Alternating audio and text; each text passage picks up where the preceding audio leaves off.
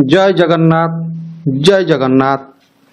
पवित्र Kartik पूर्णमी उपलक्षे Bhaktipath Odia YouTube channel तरफ अगणित भक्त प्रेमी मानू कार्तिक पूर्णमीर हार्दिक अभिनंदन एवं शुभेच्छा।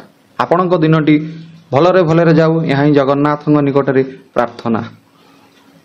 पुण्य महापुण्य कार्तिक मासर शेष दिनटी हेउछि कार्तिक पूर्णिमा बा डंगा भसा पूर्णमी।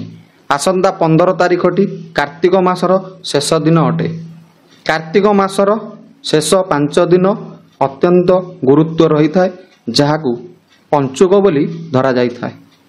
एही पुण्य मास कार्तिक मासर शेष दिनटी डंगा भसा पूर्णमी और कार्तिक पूर्णमी बोली कुहा जाई थाए एवं पालन करा जाई थाए।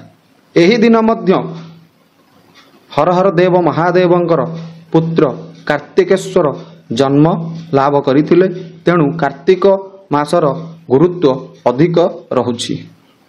एही कार्तिक मासर प्रथम दिन ठारू पूर्णमी पर्यंत आपण माने जे व्रत करिथांती सेही व्रत को सफल करिवा पई कार्तिक पूर्णमी दिन सूर्य उदय पूर्वरु पुष्करिणी रे जाई आपण आपण डंगाटी को बसाई थांती।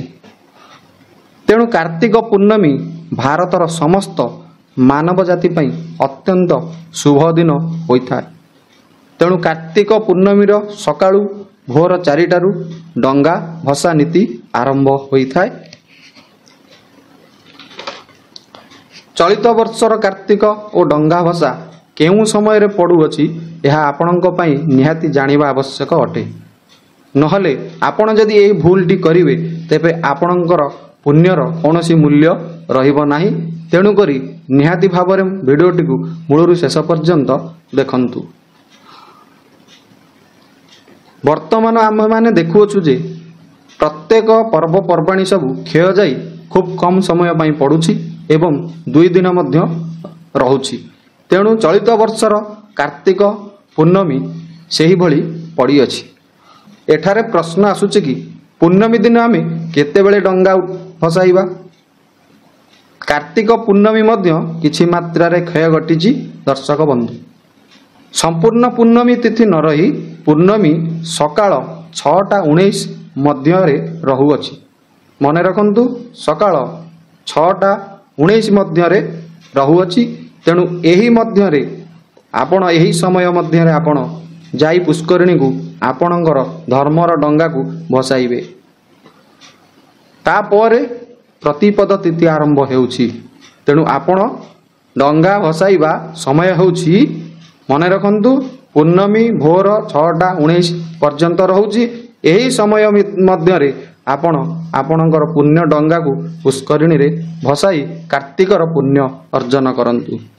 तेणु जदि आपण माने कार्तिकर संपूर्ण फल पाइबा पई आशा करूछंती तेबे पूर्णमी दिन भोर 6:19 मध्य रे डंगा भसांतु। ये तो थिला डंगा भसाइबा समय।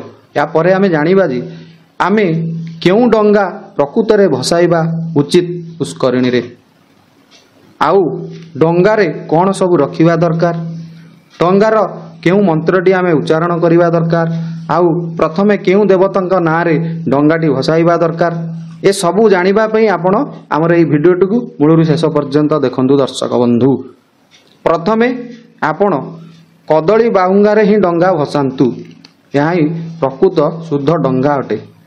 कदली बाहुंगारे गोटे डंगा तैयारी करी मंज कदली जो बाहुंगा बाहरे से गोटे डंगा तैयारी करी गोटे गोटा पान ता उपरे रखंतु एवं गोटे गुआ को आनी 5-6 खंड करी ता उपरे रखंतु। जदि आपण अनेक डंगा भसाउछंती तेबे एही परी करंतु। आउ किछि अरुआ चाउल राशि फूल डंगार अग्रभाग रे रखंतु। डंगार मझिरे 2टी घिओ बलिता काठी पोती दियंतु।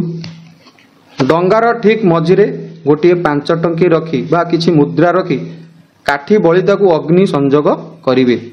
जदि आपण पुष्करिणी रे किंबा नदी रे डंगा भसाउछंती तेबे डंगाटी को धरी अल्प पानी भीतर को जाई डंगाटी को भसाइबे। प्रथमे केउ देवतांक नाम रे भसाइबे ताहा मध्य जानि रखंतु। एठी गोटे कथा मन रखिबे, आपणक घरे जेते जण सदस्य अछंती समस्तिंक नाम रे गोटे गोटे डंगा भसांतु। प्रथमे आमर अग्रपूज्य गणेशଙ୍କ नाम गोटे डंगा भसाइबे कारण गणेश होउछंती प्रत्येक शुभ कार्यर अग्रपूज्य। तापर द्वितीय डंगाटी आपणकर ग्रामर देवतांक नाँ रे भसाइबे। एटी देवता मध्य आपणक पुण्यर साक्षी रहिले एवं तापर आपणकर ग्राम देवतींक नाँ रे गोटे डंगा भसांतु।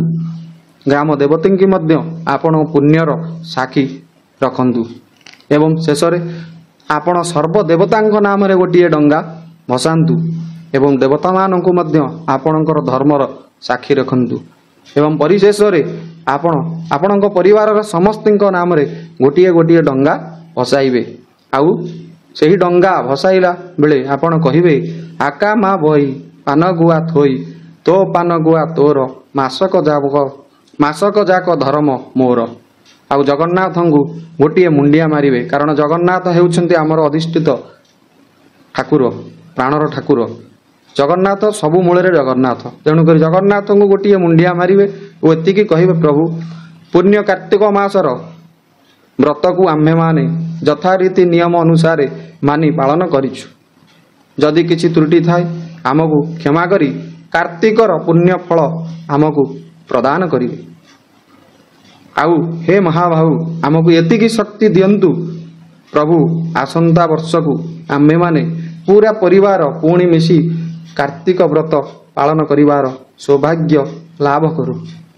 आउ डंगाटी को भसाई आपण माने आपणकर प्रत्येक देवादेवी को दर्शन करंतु सबुठी गोटे गोटे घी दीप दियंतु एवं मुंडिया मारी भोगराग करी आपण सही पुण्य रे भागीदार हुंतु आउ पुण्यर फल आशीर्वाद स्वरूप रे पांतु। यह थिला डंगा भसा पूर्णमीर किछि जानिबा कथा।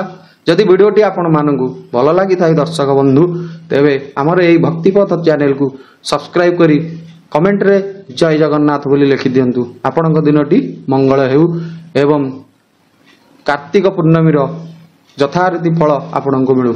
जय जगन्नाथ जय जगन्नाथ।